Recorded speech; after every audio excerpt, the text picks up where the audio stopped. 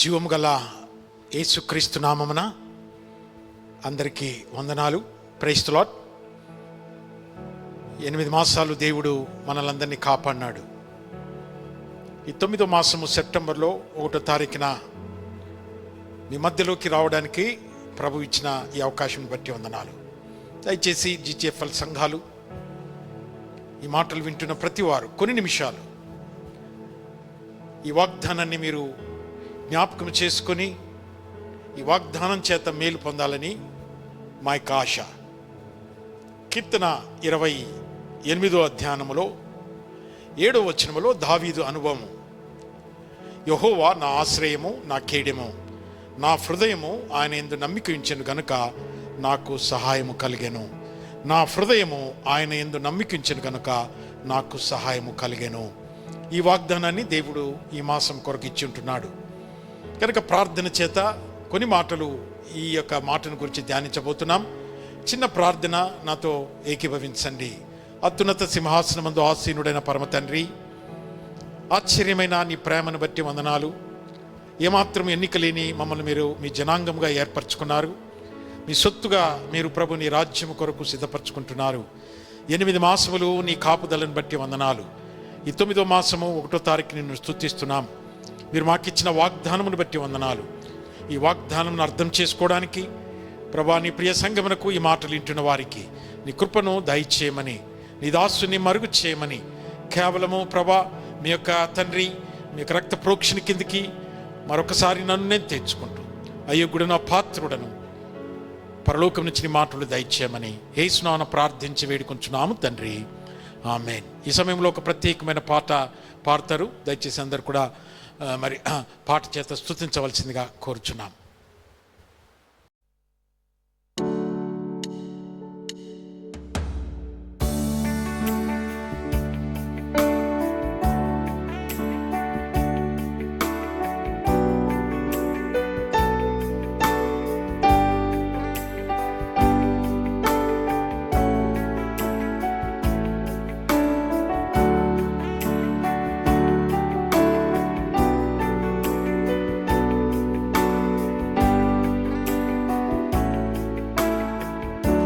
నాకై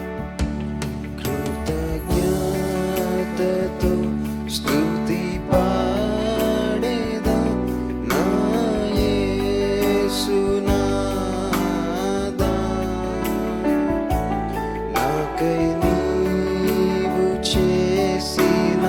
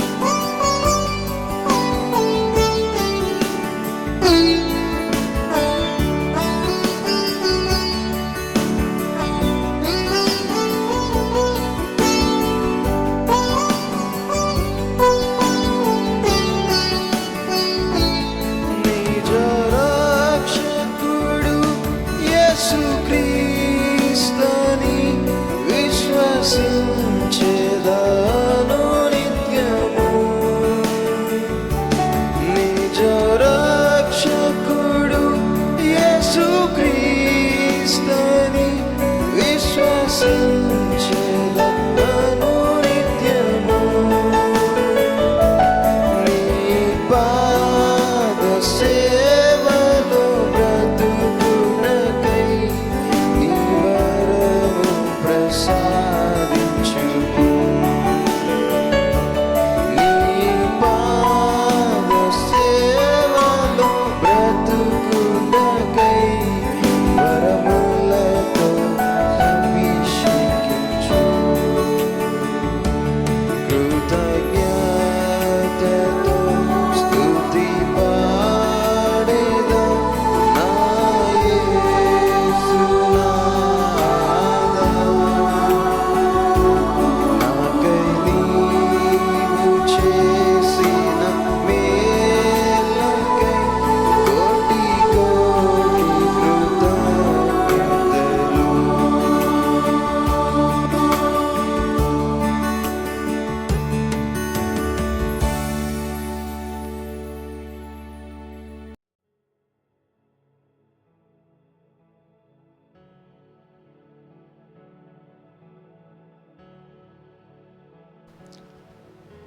ఈ సెప్టెంబర్ మాసంలో దేవుడు మనకిచ్చిన వాగ్దానం, గడిచిన ఆగస్టు మాసం నువ్వు నమ్మిన యెడల దేవుని మహిమను చూస్తారు. నమ్మకపోతే దేవుని కార్యాలు చూడలేమండి. కొంతమంది ఈ లోకములో మనుషులను నమ్మేవారు ఉన్నారు, రాజులను నమ్మేవారు ఉన్నారు, వారి మీద వారు నమ్మేవారు ఉన్నారు, వారి ఆస్తిని వారి ధనమును నమ్మేవారు ఉన్నారు, వారికి ఉన్న తలాంతులను నమ్మేవారు ఉన్నారు, స్నేహితులు నమ్మేవారు ఉన్నారు. వీటిని నమ్మకూడదని బైబిల్ ఎంతో స్పష్టంగా చెప్పబడుతుంది, ఎందుకంటే ఆయన నమ్మదగిన దేవుడు. మరి ఈ కీర్తనలో దావీదు యొక్క అనుభవము, నా హృదయము ఆయన యందు నమ్మకం ఉంచి ఉన్నది. హృదయము మైండ్కు కనెక్ట్ అయి ఉంటుంది, మనసుకు. అనగా దేవుని నమ్మకం ఉంచినప్పుడు సహాయం దొరుకుతుంది అంటున్నాడు, అనుభవంతో రాస్తున్నాడు. ఈ 9 వచనాలు ఈ కీర్తనలో మొదటి 5 వచనాలు తను దేవునికి ప్రార్థన చేస్తున్నాడండి. దయచేసి జాగ్రత్తగా వినవలసిందిగా కోరుచున్నాను. మీ సమయాన్ని కొద్ది నిమిషాలే మీరు ఈ మాటలు వింటారని ప్రభునామన కోరుచున్నాను. మొదటి 5 వచనాలు తన ప్రార్థన, ఆ తర్వాత 6వ వచనం నుంచి 9వ వచనం వరకు మొరను ఆలకించిన దేవుణ్ణి ఆయన స్తుతిస్తున్నాడు. మొదటి వచనం అంటాడు కదా, యెహోవా నేను నీకు మొరపెట్టుచున్నాను, నా ఆశ్రయదుర్గమా మౌనముగా ఉండక నా మనవిని ఆలకింపుము. నువ్వు మౌనముగా నుండిన ఎడల నేను సమాధిలోనికి దిగిన వారి వలె అగుదును.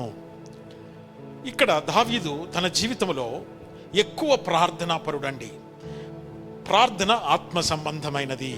ప్రార్థనలో చాలా ఉన్నత స్థాయికి దావీదు తన ప్రార్థనలో మనం చూస్తాం. ఎప్పుడూ ప్రార్థన చేస్తుండేవాడండి దావీదు. తన జీవితంలో ప్రార్థన వీరుడు, దేవునికి దగ్గరగా తన జీవితాన్ని అలాగ నడిపించుకుంటూ వచ్చాడు. ప్రార్థనలో పట్టుదలతో ప్రార్థన, దొరికేంత వరకు ప్రార్థన వదిలిపెట్టేవాడు కాదు. పట్టుదలతో ప్రార్థన చేసేవాడు, పదే పదే ప్రార్థన చేసేవాడు. కొంతమంది చిన్నదానికి కూడా ప్రార్థన చేయాలంటారు. ఇది ఈ మొదటి వచనంలో మనకు నేర్పిస్తున్నాడు. హృదయము ఆ 7వ వచనంలో ఆయన యందు నమ్మకం ఉంచాలంటే ఇవి ప్రిన్సిపల్స్. దావీదు ఈ యొక్క 28వ కీర్తనలో ప్రార్థన గురించి ముందు చెప్తున్నాడు. లూకా 18:1 విసుకక ప్రార్థన చేయము. అనగా ప్రార్థన దగ్గరికి వచ్చేసరికి చాలామందికి ప్రార్థనలో విసుగు వస్తుంది. చాలామంది ఇవాళ క్రైస్తవ జనాంగము, సంఘము మోసపోతున్నారు. దేని కొరకు? వారు ఏమనుకుంటున్నారంటే బైబిల్ చదవక కొంతమంది మోసపోతున్నారు, ప్రార్థన చేయక కొంతమంది మోసపోతున్నారు. వాళ్ళు అనుకుంటున్నారు ఎవరో ప్రార్థన చేస్తే చాలు. ఎవరో ప్రార్థన చేయడం కాదు, నీవు ప్రార్థన చేయాలి, నీవు బైబిల్ చదవాలి. ఇక్కడ దావీదు మొరపెట్టుచున్నాను, నువ్వు మౌనముగా ఉండిన ఎడల. అంటే మనం ప్రార్థన చేసిన తర్వాత ఆయన మౌనంగా ఉండడం ఒక ఎత్తు అయితే, అసలు నువ్వు ప్రార్థనే చేయకపోతే ఇక మౌనంగా ఉండడం అనేది ఎలా ఉంటుంది? గనక ప్రార్థన నిత్యము. యేసుప్రభువారి భూలోకంలో ఉన్నప్పుడు కూడా అదే చేస్తూ వెళ్ళాడండి. ఇవాళ ప్రార్థన అనేది ఒక అలవాటుగా మారిపోయింది. ఒక రోగము, ఒక పరిస్థితి నీ జీవితంలో ఏదైనా దేవుడు కార్యము చేయాలి అంటే మీరు ప్రార్థన అనేది, ఎవరో ప్రార్థన చేస్తే అద్భుతం జరిగిపోతుందనే ఆలోచన ఇవాళ అనేక మందికి ఉంది. అది ఎంత మటుకు కరెక్టో లేకవేళ జరగవచ్చు, కానీ నువ్వు ప్రార్థన చేసుకోవాలి, నువ్వు ప్రార్థనలో బలపడాలి. కనుక దేవుడు కార్యం తప్పక చేస్తాడు. అనుదిన జీవితంలో నువ్వు మొరపెట్టాలి, ఉన్నతమైన అనుభవంలోకి నువ్వు వెళ్ళాలని దేవుడు ఇక్కడ నేర్పిస్తున్నాడు. ఇదొక బాధ్యతగా మీరు గ్రహించాలి. గనక మనం 3వ వచనంలోకి మనం వెళ్తే గనక అక్కడేమంటాడంటే 3వ వచనంలో, నేను నీకు మొరపెట్టున్నప్పుడు నీ పరిశుద్ధాలయము వైపునకు నా చేతులు ఎత్తుచున్నాను, నా విజ్ఞాపన దాన్ని ఆలకించుము. గనక యెషయా గ్రంథము 59:2లో మనవి ఆలకింపుము, ప్రార్థన, ప్రభువా నా ప్రార్థన ఆలకించు, నా మొర ఆలకించు. వినకపోతే, అసలు నువ్వు ప్రార్థన చేయకపోతే, దేవుడు సహాయం చేయాలంటే పరిశుద్ధ జీవితము అనగా యూదులకున్న అలవాటు ఏంటంటే చేతులెత్తి వారు ప్రార్థన చేసేవారు. అందుకోసము ఇక్కడ మీరు 3వ వచనములో అక్కడేమంటాడంటే మరణము అంటాడు. కనుక చేతులు ఎప్పినప్పుడు పరిశుద్ధత, హృదయము, శరీరము అన్నీ కూడా, శరీరంలో అన్ని భాగాలు పట్టుదలతో చేసేది ప్రార్థన. ఆ 3, 4 వచనాల్లో మనం జాగ్రత్తగా గమనిస్తే భక్తిహీనులు, పాపము చేయువారు అని ఒక 2 గుంపులు, వాస్తవంగా 3 గుంపులుగా మనము ప్రజలను వివరించవచ్చు. ఒకరు భక్తిహీనులు, రెండవది పాపం చేయువారు, మూడవది పరిశుద్ధులు. కొంతమంది భక్తిని పోగొట్టుకుంటారు. ఒకప్పుడు ఎంతగానో ప్రార్థన చేస్తారు, పరిస్థితి లేకపోతే వారికి నష్టం జరిగితే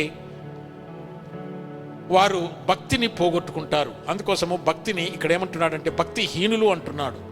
పాపము చేయువారు, నన్ను లాగివేయకుము అంటున్నాడు. వారు దుష్ట ఆలోచన, చాలా అద్భుతమైన మాటలు దావీదు ప్రార్థనలు చేస్తున్నాడు. వారి దుష్ట ఆలోచన హృదయములో నుంచుకొని పొరుగు వారితో సమాధానముగా మాట్లాడుదురు. అనగా ఇక్కడ ఒక నటన జీవితము, లేకపోతే మరి ఇక్కడ వారు ఇష్టముగా ఏది కూడా చేయడం లేదు, ప్రార్థన ఇష్టపూర్వకంగా చేసేది. గనక జీవితంలో ప్రతిఫలము ప్రతిదానికి దేవుడు ఇస్తాడండి, మనమేదో చేయడం కాదు. అదే అంటాడు 4వ వచనంలో, వారి క్రియలను బట్టి వారికి దుష్క్రియలను బట్టి. దుష్టక్రియలు, దుష్టక్రియలంటే దేవుడు చేయాల్సింది వాళ్ళు ఏదో చేయాలనుకుంటారు, తద్వారా నీకు రావాల్సిన ఆశీర్వాదం ఆగిపోతుంది. దుష్టక్రియలు, ఒక వ్యక్తి మీకు హాని చేయడం, ఒక వ్యక్తి మీద మరి నీవు దౌర్జన్యం చేయడము దుష్టక్రియలు. గనక ప్రార్థన చేయనప్పుడు వీటన్నిటిని ఆయన జ్ఞాపకం చేస్తున్నాడు. వారు చేసిన పనిని బట్టి వారికి ప్రతీకారము, ప్రతిఫలము అంటున్నాడు. కనుక ఇక్కడ నీవు భక్తిహీనులు, ఒకప్పుడు భక్తి, ఇప్పుడు భక్తిహీనులుగా అయిపోయారు. పాపము చేసేవారు, పరిశుద్ధులు. కనుక మనం పరిశుద్ధులుగా ఉన్నవారము. 5వ వచనములో ఈ 5 వచనాలు ప్రార్థన అండి. ఈ విధమైనటువంటి ప్రార్థన మనం కలిగి ఉండాలి. యెహోవా కార్యములను వారు లక్ష్య పెట్టరు, ఆయన హస్తకృతములను వారు లక్ష్య పెట్టరు, కావున ఆయన వారిని ఉద్దిపరచక నిర్మూలము చేయును. దేవుని కార్యములంటే, దేవుని యొక్క పనులంటే వారు లక్ష్య పెట్టరు. దేవుడంటే వారికి ఇష్టం లేదు.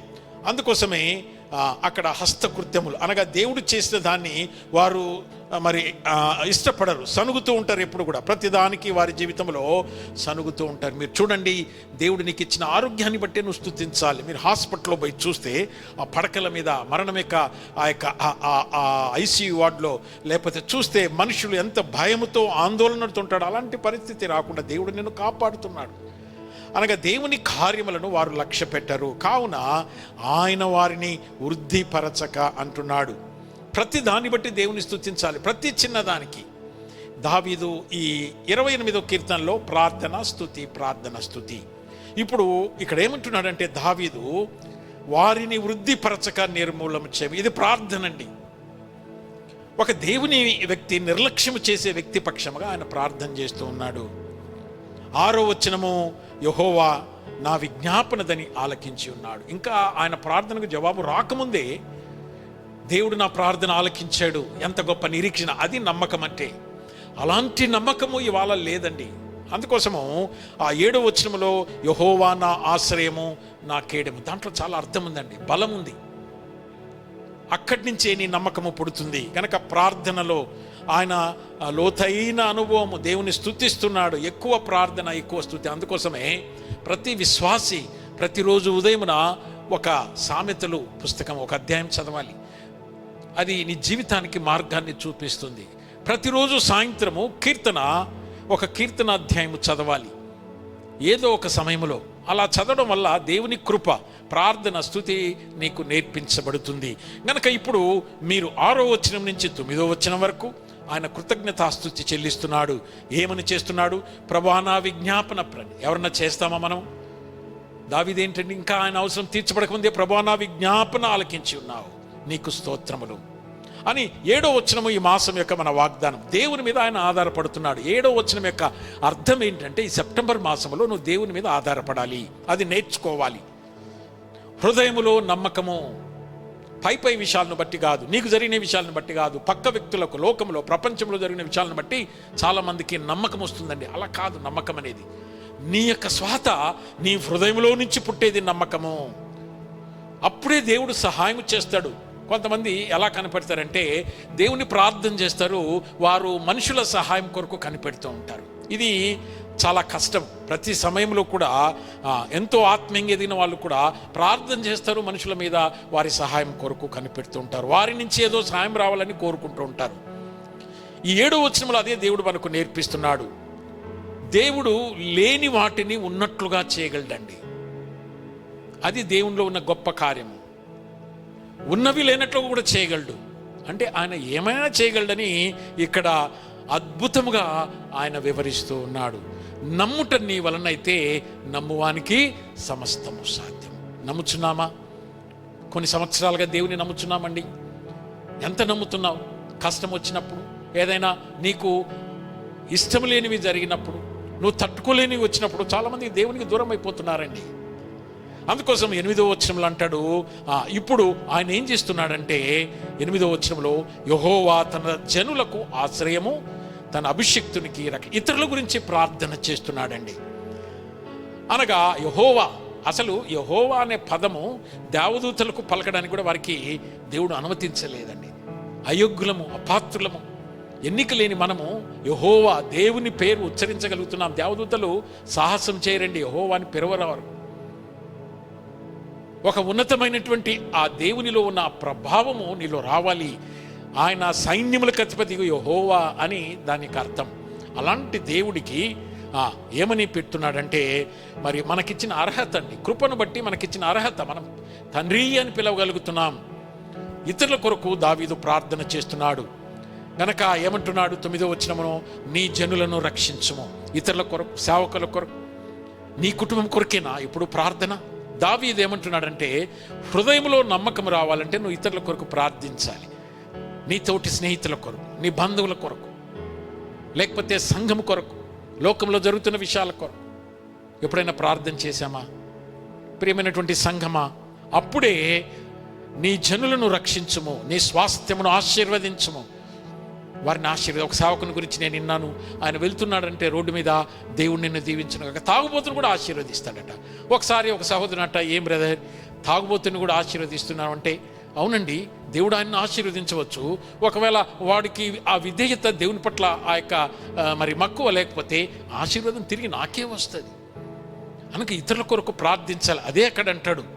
గనక నీ జనులను రక్షించు, నీ స్వాస్థ్యమును ఆశీర్వదించుము, వారికి కాపరివై నిత్యము వారిని ఉద్ధరించుము. చూడండి, దేవుడు వారికి కాపరిగా ఉండాలి, వారిని ఉద్ధరించాలి. నీకు ఆశీర్వాదము, పక్క వారికి ఆశీర్వాదం, కేవలము ప్రార్థన. కనుక నా హృదయములో నేను దేవుని నమ్ముచున్నాను, నాకు సహాయము. హృదయంలో నమ్మడం అనగా నీ మైండ్లో, మనసులో నమ్మాలి. అయిన తర్వాత నమ్మడం గొప్ప విషయం కాదండి. అందుకోసం బైబిల్లో చూడక నమ్మువాడు ధన్యుడు. ఇవాళ అనేక మంది వారి జీవితంలో జరిగిన కార్యములను బట్టి నమ్ముచున్నారు. కానీ ఇక్కడ దావీదు 28వ అధ్యాయంలో మనకు నేర్పిస్తున్న పాఠం, సెప్టెంబర్ మాసములో దేవుడు నీకు సహాయం చేయనుగాక. దేవుడు సహాయం చేయాలంటే హృదయంలో నమ్ము. పై విషయాలను బట్టి నమ్మడం కాదు, నీ జీవితంలో ఇంతవరకు జరిగిన వాడిని బట్టి కాదండి. ఎన్నో విషయాల కొరకు కనిపెడుతున్నారు ఎన్నో కుటుంబాల్లో. దేవుని సహాయము మీకు కలుగునుగాక. ఈ మాటలు దేవుడు మీకు దీవించునుగాక. ఇదొక వాగ్దానము. తిరిగి 55వ కీర్తనలో కూడా ఇవే మాటలు దావీదు అనుభవం చూస్తాం. అది 2వ ఎపిసోడు. ఒక 4-5 డేస్ తర్వాత మళ్ళీ రిలీజ్ చేస్తాం. దాన్ని తప్పక అయినండి, ఇంకా లోతైన అనుభవము మనం అక్కడ చూస్తాం. దేవుడి మాటలు దీవించునుగాక. మీరు వినండి, ఇతరులకు ఫార్వర్డ్ చేయండి, మీ కుటుంబాలను దేవుడు దీవించునుగాక. May God bless you. దేవుడు మీతో ఉండునుగాక. ఈ మాటలు మీకు ఆశీర్వాదకరంగా ఉండునుగాక. Praise the lord.